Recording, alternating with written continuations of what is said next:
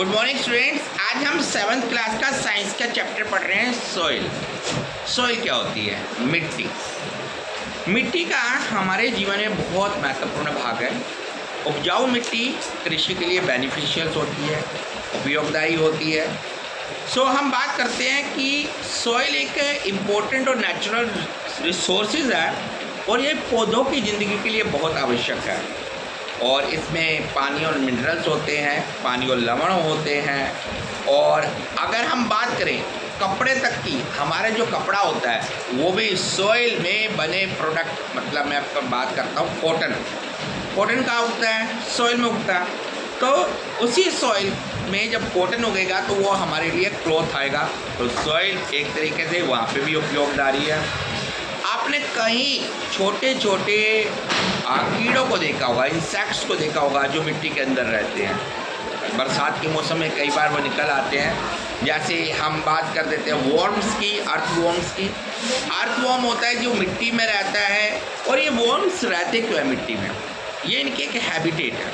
Habitat मतलब एक ऐसी जगह जहाँ पे वो अपने जीवन को सर्वाइव कर सकते हैं। फिर हम बात करते हैं कि सॉइल कैसे काम करती है। अगर हम सॉइल में बात करें तो कुछ चीज़ें सॉइल में डिज़ोल्व हो जाती है, लेकिन पॉलीथीन सॉइल में कभी भी डिज़ोल्व नहीं हो सकता। आप कभी भी प्लास्टिक का पॉलीथीन देखिएगा, उसको मिट्टी में आप रख दीजिएगा, डिग कर दीजिएगा तो वो कभी भी गलेगा नहीं।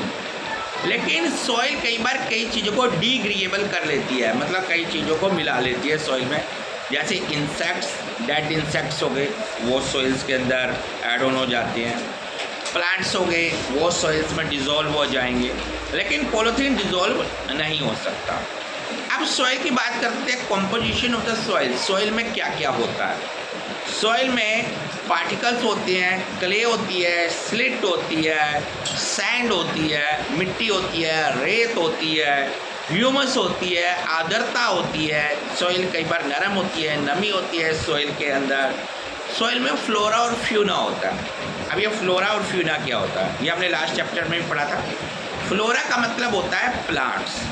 तो कई प्लांट्स सॉइल में अच्छे उग सकते हैं, कई फसलें अच्छी उग सकती हैं। और फ्यूना का मतलब होता है एनिमल्स। जैसे मैंने अर्थवॉर्म्स की बात की, तो अर्थवॉर्म्स होता है वो सॉइल में रहता है। सॉइल पानी को पकड़ कर रखता है। तो जो अच्छी एक सॉइल होती है वो नरम सॉइल होती है। और जैसे हमारे इंडिया के अंदर बहुत तरीके की सॉइल है, जैसे हम डेजर्ट सॉइल की बात करते हैं, तो जो डेजर्ट सॉइल है वो रेगिस्तानी सॉइल है और वो एक अच्छी सॉइल नहीं मानी जाती क्योंकि वो बैरन हो जाती है। बैरन मतलब बंजर हो जाती है। Formation of the soil, soil बनती कैसी है, सॉइल के बनने के तरीके कैसे हैं? बरसात के मौसम में बड़े बड़े पहाड़ से पत्थर टूटते हैं और वह पत्थर टूटते हुए नीचे नदी के थ्रू आते हैं और लास्ट में छोटे पार्टिकल रेत के फॉर्म में, सैंड की फॉर्म में चले जाते हैं। तो जिस जिस एरिया से वो रेत गई, वो पार्टिकल्स गए, उस एरिया में उसी के अकॉर्डिंग सॉइल बनती गई। मैं एक एग्जांपल लेता हूँ। एक हिली एरिया से जब सॉइल चलती है तो आपने देखा होगा हिली एरिया में मोस्टली जो रिवर्स होता है उनका रंग रेड कलर का होता है। वो रेड कलर इसलिए होता है कि माउंटेन से जब वो पत्थर टूटा वो रेड कलर का था। अब वहाँ पर सॉइल का फॉर्मेशन अलग होगा। और अगर वो दिल्ली में सॉइल की बात करते हो, दिल्ली तक आते आते सॉइल में चेंजेस आ जाएगी और वो रेत की फॉर्म में चली जाएगी, सबसे छोटे कणों के रूप में चली जाएगी। अब आता है सॉइल प्रोफाइल। सॉइल कैसी होती है? सॉइल के कई भाग होते हैं। सबसे ऊपर होते हैं टॉप सॉइल और ए ओरिजिन सॉइल कहते हैं। सबसे ऊपर वाली सॉइल को कहते हैं टॉप सॉइल। और ए ओरिजिन सॉइल ये डार्क कलर की होती है और इसमें small part of the rocks होते हैं। आपने देखा होगा, आप जब मिट्टी को खोदते तो कई बार पत्थर निकलते हैं इसके ऊपर से। और many plant confined to the layer, the roots of many plants are confined to the layer. और इस लेयर पे कई प्लांट्स की रूट्स जमी हुई होती है। प्लांट्स इसी सॉइल पे आते हैं। फिर आता है सब सॉइल, बी ओरिजिन सॉइल होती है। ये टॉप सॉइल से नीचे की सॉइल होती है। इसमें ह्यूमस, आयरन ऑक्साइड्स, मिनरल्स ज़्यादा होते हैं। फिर आता है पेरेंट और द सी ओरिजिन सॉइल। ये सब सॉइल के नीचे होती है, इसकी तीसरी लेयर होती है और इसे बेड लेयर और द बेड रॉक कहते हैं। फिर होती है type of the soil, soil के प्रकार। क्ले सॉइल्स होती है, लोमी सॉइल्स होती है। आपने क्ले से देखा होगा कि लोग क्ले से खेलते हैं, क्ले से कई चीज़ें बनती है, पॉट्स, अगर मटके की बात करूं, और कई चीज़ें इस क्ले से बनेंगी। फिर उसके बाद रहती है हमारी सैंडी सॉइल। सैंडी सॉइल होती है रेतीली सॉइल, जैसे मैंने आपको कहा ये ऑलरेडी बैरिन होती है, बैरिन मतलब बंजर होती है, इसमें एक अच्छी फसल नहीं उग सकती। फिर आ जाती है हमारी लोमी सॉइल। लोमी सॉइल होती है, इसमें क्ले लोमी सॉइल्स होती है, ये प्लांट्स को ग्रो करने के लिए बेस्ट होती है। इसमें अप्रोक्सीमेटली 40% सैंड होती है, 40% सिल्ट होती है, और बाकी इसमें क्ले होती है। और properties of the soil, soils की क्या क्या गुणवत्ता होती है। Number 1, soil has the moisture. Soil में नमी होनी चाहिए, सॉइल सख्त नहीं होनी चाहिए। नमी मतलब उसमें पानी की मात्रा होनी चाहिए।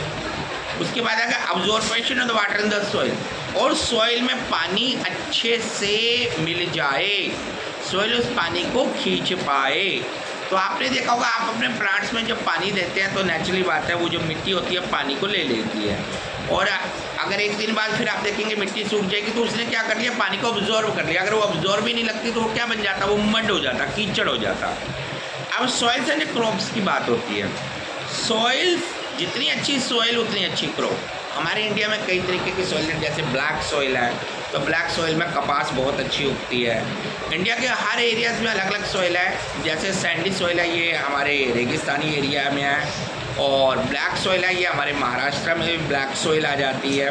तो गुड सॉइल्स अच्छी क्रॉप्स के लिए बेनिफिशियल होती है, और सॉइल के नीचे से ही हमें पेट्रोलियम भी मिलता है और नेचुरल गैसेस भी हम लोग लेते हैं, और सॉइल से हम लोग पॉटरी बनाते हैं, टाइल्स बनाते हैं, ब्रिक्स बनाते हैं। आपके घरों की जो ईंटें बनती है वो सॉइल से ही बनती है। तो एक बड़ा एक इंटरेस्टिंग चैप्टर था इस सॉइल के बारे में।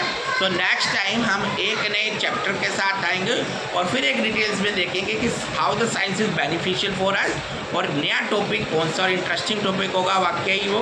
तो बने रहिए आप हमारे साथ एक नए टॉपिक के लिए। Thank you.